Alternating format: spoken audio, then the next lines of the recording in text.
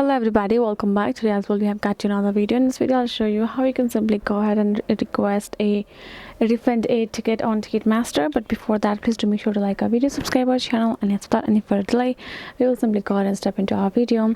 For the matter, first of all, you're going to go ahead, go to your phone's browser, go to your search bar and type in ticketmaster.com. This will simply lead you to the official website of Ticketmaster itself. Afterwards, what you're going to do is simply going to go ahead, tap on this profile icon and get logged in over here. You're simply going to go ahead, accept all, and sign in with your information over here that you have created. Once you have signed in, what you're going to do afterwards, you will be able to get into your self. Afterwards, what you're going to do, you're going to go ahead, tap on this option. You're going to go to this, tap on this three horizontal line, and simply going to go ahead, go to this option called tickets, where you're going to find this option called my tickets option. Go ahead, tap on it, choose on the tickets that you want to have a refund for, choose the ticket, and then you will be able to find this refund ticket option beside it. Go ahead, tap on that.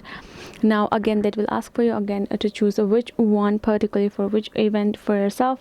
Once you've chosen that, you're gonna enter the information regarding how you would like to get your refund from the ticket itself. Once you have done so, once you've applied for it, you will get a confirmation email or confirmation message from Ticketmaster itself.